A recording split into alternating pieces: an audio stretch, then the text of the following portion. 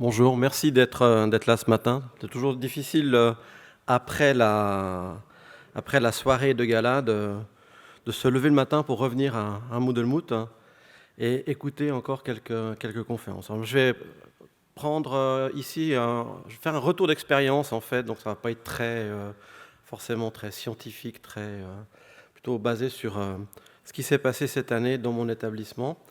Voilà un petit peu le plan que je vais suivre pendant cette présentation d'une vingtaine de minutes, et puis ensuite on laissera du temps pour les questions. Alors, bien sûr, c'est classique, je vous parle un peu du contexte. Vu que le contexte n'est pas en France, il est en Suisse, donc je vous explique un petit peu comment ça fonctionne chez nous. Pas forcément mieux que chez vous d'ailleurs. Ensuite, je vous présenterai le problème.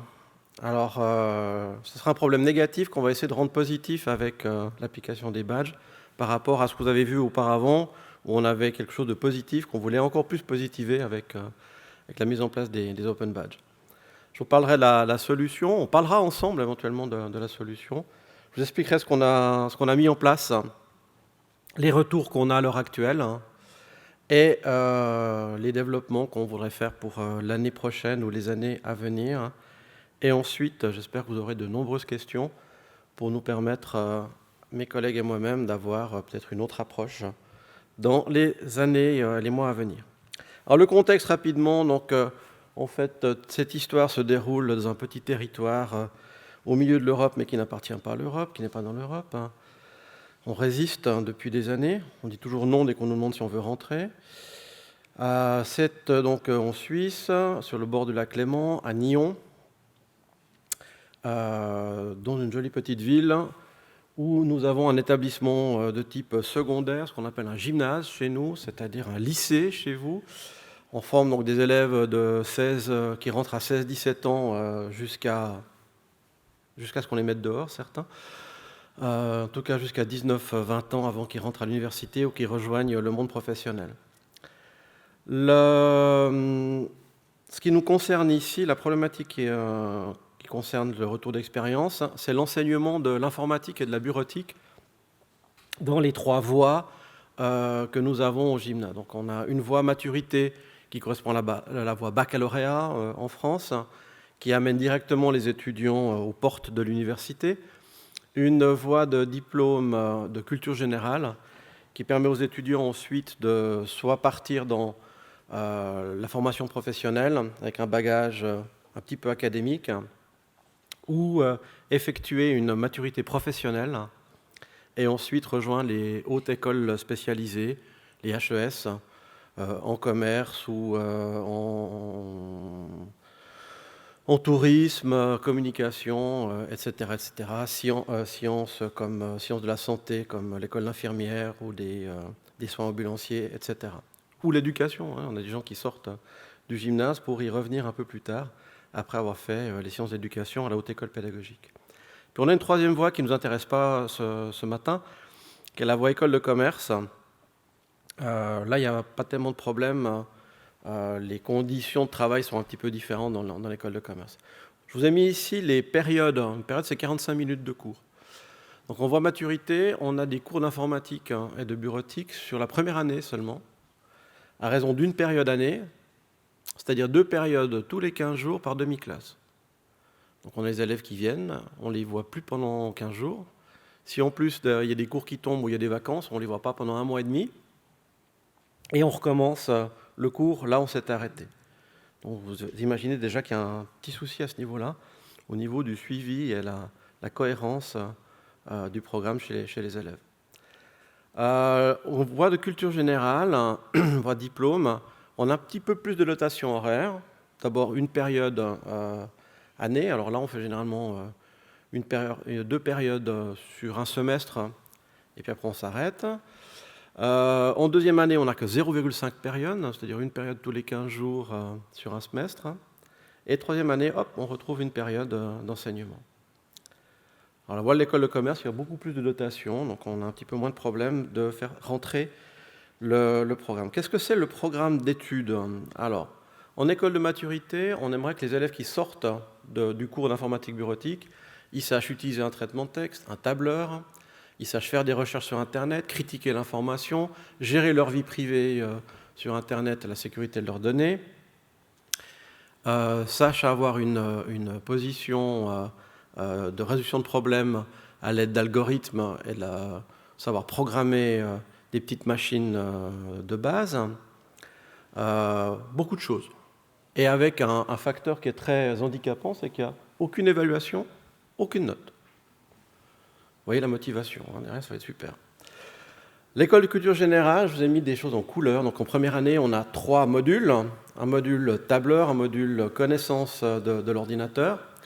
Ça c'est super, on leur explique ce que c'est une mémoire vive, une mémoire morte, un disque dur, une disquette. Donc c'est encore aux éléments du programme, hein, expliquer ce que c'est une disquette aux élèves. Même il y a des profs qui savent plus ce que c'est, les jeunes profs savent plus ce que c'est une disquette non plus. Rechercher et critiquer l'information, donc utiliser DuckDuckGo, pas Google si c'est possible, DuckDuckGo, ou d'autres outils de recherche plus sympathiques au niveau des données personnelles, et faire de la recherche avec des éléments simples, simplement la recherche habituelle, cheval blanc, Napoléon, guerre, ou avoir des recherches un peu plus élaborées avec des et, des ou, donc des diagrammes de veines, et des utilisations de commandes pour chercher des types de documents ou dans le titre, dans le contenu. Donc on va faire des recherches avancées. En deuxième année, on fait que le traitement de texte, les bases du traitement de texte. Et troisième année, on s'occupe du traitement de texte avancé, où ils savent enfin faire des tables des matières, utiliser des styles, mettre des images dans le texte, etc. etc. Et chacun de ces éléments dans la culture générale donne en fait une évaluation, où l'élève peut passer 2 fois son test d'évaluation. Et à la fin de ces 3 ans, il reçoit son certificat, on l'espère, avec une feuille supplémentaire qui note que les modules qui ont été réussis. Voilà le décor. Quel est le problème là au milieu ? Eh bien, par rapport à la manière dont est organisé ce plan d'études et comment il est implémenté dans les gymnases, on constate qu'il y a un manque d'intérêt depuis des années, surtout les élèves de maturité. Il n'y a pas de notes, il n'y a pas d'évaluation. Hein. Comme disait Schoen en 88, tout ce qui est important devrait être évalué. Donc si ce n'est pas évalué, là, les élèves comprennent très bien que ce n'est pas important. On a un taux d'absentéisme qui est relativement élevé, qui augmente au fil de l'année, parce que généralement les cours sont placés en fin de journée, entre 15h30 et 17h30. Hein. Ouais, l'hiver c'est chouette. Hein. Donc les élèves viennent pas plus. Ensuite, dès qu'on regarde les connaissances acquises à la fin des cours, on se rend compte que quelques mois plus tard, lorsqu'ils doivent commencer à faire leur travail de maturité, ils ne savent plus ce que c'est un style, une table des matières, ils ne savent plus mettre des éléments dans le traitement de texte. Ils ne se souviennent même pas qu'on a vu ça en classe. Alors pourquoi on a un niveau aussi faible ? Ça s'explique par le manque de travail des élèves, c'est certain. Pas possibilité non plus de donner du travail à faire à la maison. Aucun lien avec les autres branches, ils n'utilisent pas les outils informatiques forcément dans les autres branches pour créer des TP par exemple en physique ou en biologie ou en histoire. Et puis on a un problème au niveau des enseignants où la direction les place pour faire du padding. Hein, quand l'enseignant n'a pas son horaire complet, on dit « Ah bah tiens, tu peux donner de la bureautique ». Comme ça fait quelques heures de plus au programme. Et les gens disent toujours oui. Même si les enseignants de physique, je dis de physique, hein, ça peut être aussi d'histoire ou de français, ne savent pas comment on place des tabulateurs dans Word, par exemple. Donc difficile pour enseigner ça après aux élèves. Et cerise sur le gâteau, cherry on the cake, dès qu'on parle de la branche qui est évaluée donc, en école de culture générale, on parle aux entreprises. Et vous savez qu'on évalue en fait les compétences en informatique des étudiants de l'école de culture générale. Les entreprises ne savent pas que ce diplôme, cette petite évaluation, ce document existe. Donc difficile de motiver aussi les étudiants de dire s'ils échouent un module, il faut retravailler un peu pour venir repasser ta deuxième chance du module. Généralement, on organise les sessions, mais ils ne viennent pas. Donc, c'est le problème. Ah, tu es là, toi. J'avais perdu mon mouton mercredi, vous voyez qu'il est réapparu. Le problème qu'on a, c'est que Au niveau des entreprises, on a de plus en plus, et au niveau du tertiaire, les autres écoles spécialisées nous disent « mais vous nous envoyez quoi comme étudiants ?» Parce qu'ils ne savent rien faire en fait avec l'ordinateur. Donc il y a une demande assez forte en littératie digitale qu'on est malheureusement en panne de données. Alors quelle solution mettre en place? La première chose à faire, c'est de savoir qu'est-ce qu'on ne peut pas changer. On ne peut pas changer la grille horaire, on ne peut pas changer en fait que l'informatique, la bureautique ne sont pas des branches académiques, donc ils ne demandent pas une licence ou une formation pour pouvoir l'enseigner. Il n'y a pas d'évaluation, on ne va pas pouvoir la rajouter. Et justement, on n'étudie pas Fortnite au gymnase. Donc ce serait bien si on pouvait faire Fortnite, je pense que les élèves seraient beaucoup plus motivés à travailler à 10 doigts sur le clavier que de taper leur rapport à 2 doigts. Qu'est-ce qu'on peut changer alors, vous proposerez certainement des solutions dans les questions dans quelques minutes. On s'est posé cette question-là et on s'est dit, tiens, ce qu'on peut changer pour les élèves, c'est passer en fait un plan d'études basé sur les compétences plutôt que sur les objectifs. De déterminer dans le plan d'études, de le transformer en termes de compétences et de micro-compétences. Ensuite, de pouvoir valoriser ces compétences au sein de l'établissement et puis à l'extérieur du gymnase, d'une manière ou d'une autre. De les reconnaître, en fait, ces compétences, ou les faire reconnaître. Améliorer le matériel pédagogique, essayer de prendre des trucs un peu plus sexy, un peu plus modernes, pour plaire aux étudiants et les intéresser. Et puis, peut-être aussi permettre aux élèves d'être partie prenante dans le processus et de, eux, proposer aussi des nouvelles compétences, des micro-compétences qu'ils auraient et qui pourraient, eux, valider celles de leurs camarades. Et puis, pour améliorer, en fait, pour la vie des enseignants, peut-être proposer des séquences de cours de qualité et clés en main, puisqu'ils n'ont pas forcément la formation nécessaire théorique nécessaire pour accompagner les élèves. Par contre, ils savent encadrer les élèves et ils peuvent certainement les aider en one-to-one, en élève par élève, mais pas forcément créer des cours de qualité ou des cours qui leur permettraient de faire engager les élèves sur les activités. Donc nous avons réécrit ce programme d'études en interne. Une fois qu'on a déterminé les compétences et la hiérarchie de compétences qu'on voulait valider, qu'on voulait voir les élèves acquérir, on a déterminé des badges, on a renouvelé un petit peu le matériel pédagogique, et puis on est parti sur une phase de test qui s'est terminée il y a quelques semaines en arrière. Alors, dans les outils, on a été chercher des outils un petit peu plus sexy que ce qu'on avait à l'heure actuelle, notamment un jeu, un serious game qui a été fait par la radio-télévision suisse romande, qui s'appelle D'Attaque, qui est très très bien fait, où vous jouez le rôle d'un stagiaire qui doit prendre des décisions dans une commune, qui doit prendre des décisions par rapport à la commune, de publication de l'information, de gestion de l'information sur l'extérieur et sur l'intérieur de l'institution. Ça c'est bien fait. Et là, ils aiment bien jouer, un moment, mais ils aiment bien jouer. On a commencé à créer des ressources Moodle à disposition de tous, enseignants et étudiants. On a introduit Scratch comme outil d'apprentissage de la programmation et de l'algorithmique. On a acheté quelques microbits pour les donner aux étudiants pour qu'ils puissent programmer réellement des machines de manière un peu plus fun. Ça coûte 20 €. Et puis, vous avez un petit ordinateur avec des fonctions assez intéressantes. Et puis, on a installé sur notre Moodle le plugin Open Badge Factory pour directement pouvoir générer nos badges depuis Moodle et les gérer dans Moodle, mais pouvoir les rendre aussi indépendants de Moodle si nous devions changer, par exemple, d'adresse URL, ce qui est possible dans les années à venir que notre site LMS change d'adresse. Donc on perdrait le lien sur les badges. En ayant dégagé les badges sur Open Badge Factory, on va s'éviter le problème de changement de plateforme dans quelques années. Alors voilà un peu les badges qu'on a créés. On a créé des badges à niveau.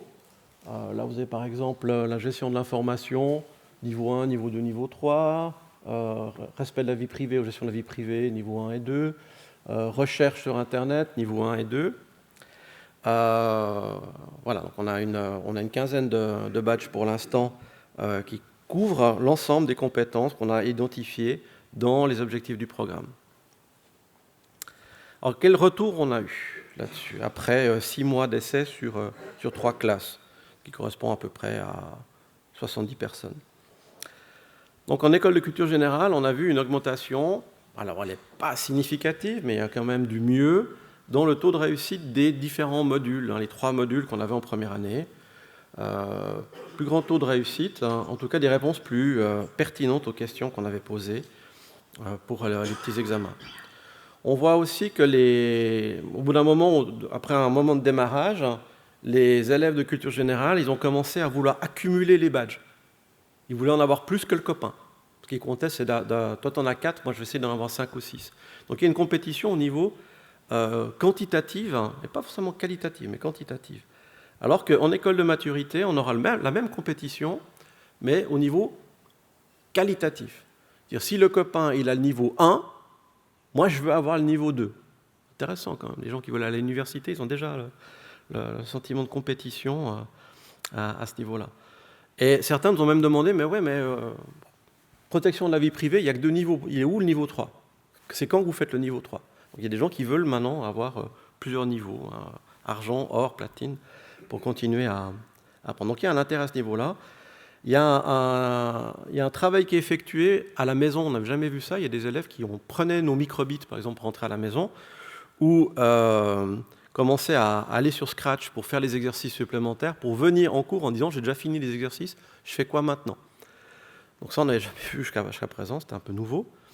Des étudiants qui travaillent, c'est assez intéressant. Et donc, globalement, on pourrait dire qu'on a eu une motivation nouvelle, visible et saine, parce que les gens sont satisfaits et heureux. Alors, est-ce que c'est juste un effet de bord parce qu'on introduit quelque chose de nouveau ou pas ? Ça, l'avenir nous le dira.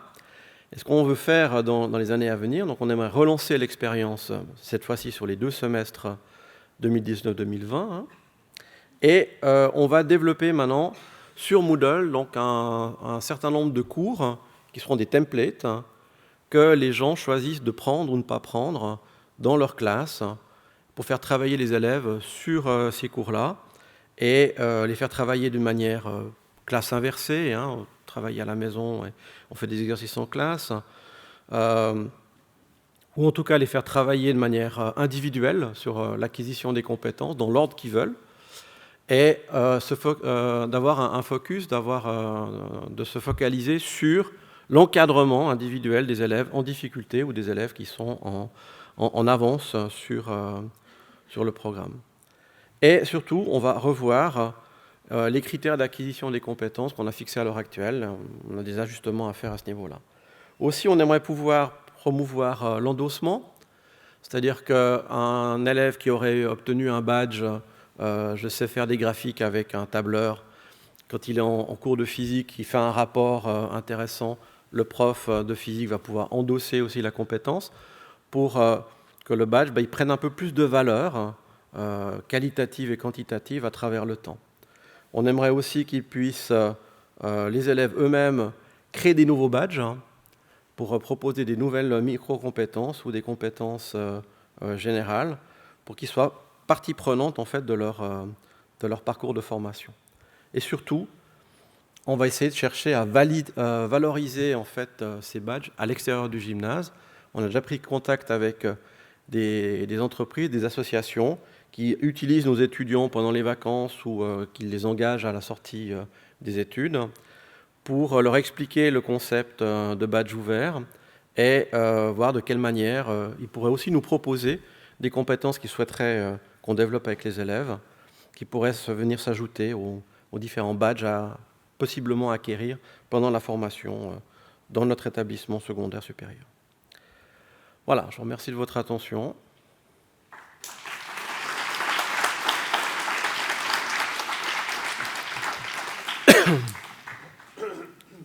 Avec 42 secondes d'avance, si vous avez des questions.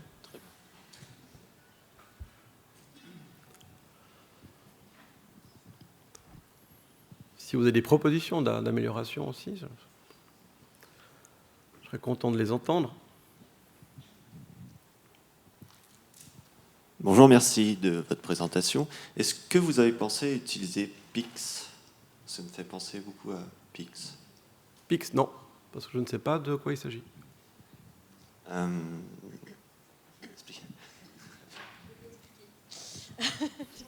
Bizarrement, on me refile le micro, ça m'arrive souvent pour Pix. Donc Pix, c'est une certification, alors c'est établi par la France, mais c'est basé sur un référentiel européen de compétences numériques. Ah, ça, oui, non. Voilà, et Ouais. du coup, ils ont déjà les compétences, les domaines de compétences et les niveaux qui sont établis. Maintenant, effectivement, c'est sur de la culture française. Et donc, ils sont en train, je sais que la Belgique, pour le parler, pour avoir des adaptations. Mais voilà. Alors non, parce qu'on est parti du programme d'études officiel. On essaye de matcher avec le programme d'études officiel, on ne voulait pas se départager. On a pris aussi des compétences dans l'éducation du XXIe siècle de l'UNESCO.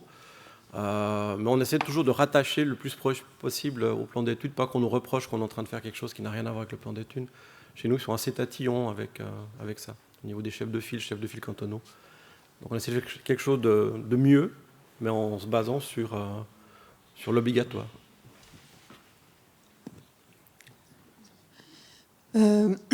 Oui, bonjour, merci pour votre présentation.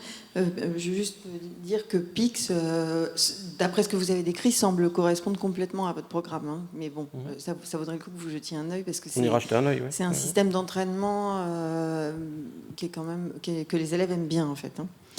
Et moi, j'aurais voulu savoir, ce que vous leur faites faire, en fait, un peu plus concrètement que ce que vous avez exposé.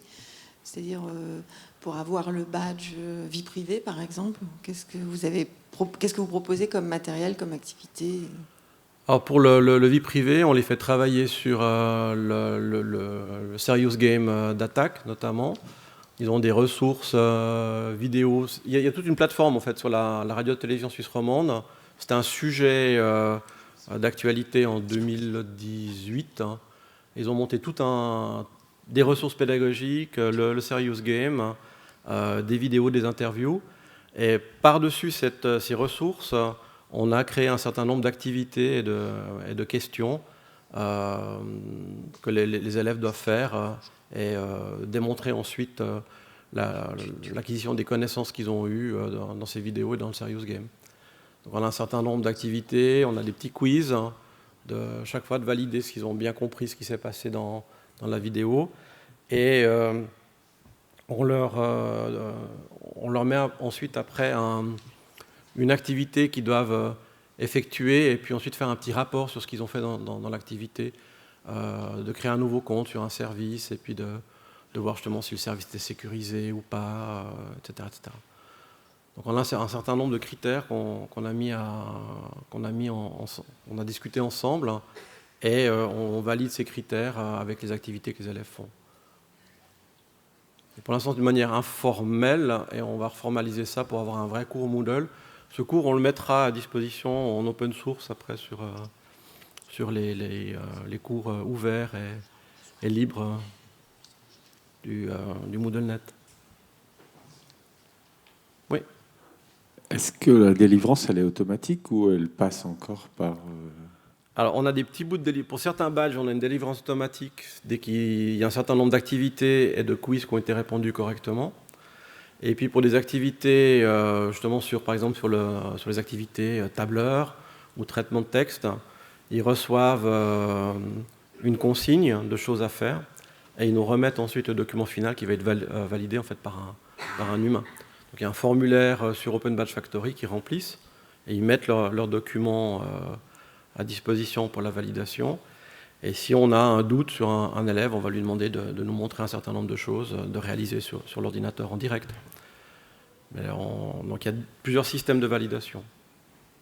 C'est mixte, hein, ça ne suit pas forcément vos cours Moodle avec un rendu de devoir, une note ou...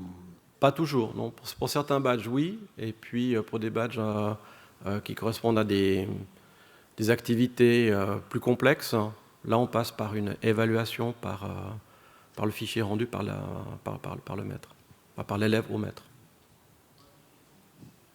Là, c'est validé manuellement. Bonjour. Moi, j'ai alors, c'est ici. Bonjour. J'ai la même expérience que vous. Je voudrais juste compléter ce que vous mentionnez par rapport à l'utilisation des petites cartes. Et moi, c'était des étudiants de physique qui avaient beaucoup de mal à se mettre à la programmation. Et en leur confiant une petite mallette Arduino, on a vu et en permettant aux étudiants de l'emmener chez eux, on a vu un effet transformant incroyable. Effectivement. Le fait de pouvoir coder eux-mêmes assez facilement avait un effet transformant très fort. Ouais, on a aussi utilisé de l'Arduino, et en fait, ce qui nous a fait switcher passer sur microbit, c'était le prix. Et puis la facilité, la simplicité de programmation. Sur le microbit, vous pouvez programmer en Python, mais vous avez aussi un système de blocs comme sur Scratch qui permet de faire de la programmation très très rapide, de résolution de problèmes assez sympa. Et il y a un petit écran intégré de 5 diodes sur 5 diodes, donc on a quelque chose qui est tout petit à intégrer et qui est assez fun aussi. Mais Arduino, oui, c'est une belle machine, Arduino, qui permet d'aller un peu plus loin encore en physique, pour brancher du matériel dessus, pour faire l'acquisition et autres. Microbit, c'est encore plus simple. C'est ça qui nous a plu, en fait. Et le prix. Voilà. Bonjour. Bonjour. Je vous remercie de votre présentation. Alors hier, j'ai assisté à une présentation de votre collègue français qui a aussi essayé d'introduire des badges au lycée et pour qui ça n'a pas du tout marché parce qu'il a essayé de créer la compétition et il n'y en a pas eu. Donc finalement, il n'y avait qu'un étudiant qui a vraiment fortement adhéré. Et selon vous, qu'est-ce qui a joué, qu'est-ce qui a fait que ça a vraiment créé l'effet compétition chez les étudiants ? Alors, je vais être franc, je ne sais pas. Je sais pas, la personnalité, je sais pas. Je pense qu'il y a un effet de nouveauté. Chez nous, il y a un effet de nouveauté.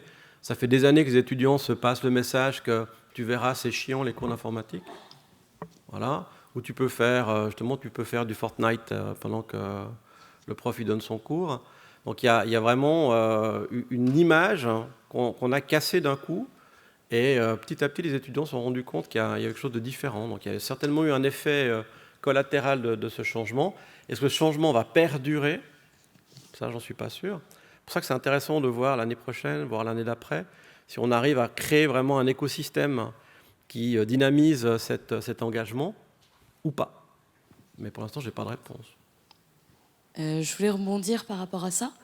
On a eu hier une intervention sur l'exemple du Play by Forum avec un intervenant, donc monsieur, je suis désolée, je vais peut-être écorcher son nom, monsieur Jérôme Legris-Pagès, qui avait développé des tests de personnalité pour savoir si ces étudiants étaient du type joueur et compétiteur ou pas. Peut-être que ça pourrait être intéressant de récupérer ce qu'il a fait puisqu'il va le mettre à disposition et de tester sur vos étudiants si effectivement ils ont un profil qui est compatible avec tout ce qui est gamification, utilisation de badges, ou si en fait ça sert à rien de s'embêter à mettre en place quelque chose qui remportera pas leur adhésion. C'est une proposition intéressante, oui. Ouais. On va prendre une dernière question avant d'enchaîner sur la présentation suivante. Ah, ça tombe vachement bien, j'ai le micro, du coup j'ai une question. Non, c'est moi, Dominique. Salut. Est-ce que vous avez passé beaucoup de temps en fait à concevoir, scénariser, mettre en place ce nouveau dispositif ? Oui. Oui, parce que... non, on va couper l'enregistrement. On est 11 dans la file de bureautique, informatique et bureautique. On est 11 enseignants. Alors, c'est vrai des enseignants qui viennent de différents horizons. Il y a des historiens, il y a des économistes, il y a des mathématiciens qui enseignent leur branche, leur core business, et qui font ça en plus. Et dès que j'aurais proposé le projet, ils étaient tous partants. Ils disaient « ouais, c'est super, on va pouvoir, etc. » Je dis « bon, maintenant, il faut qu'on revoie le plan d'études, il faut qu'on fasse ça. Qui c'est qui vient vendredi soir prochain et samedi pour travailler là-dessus ?»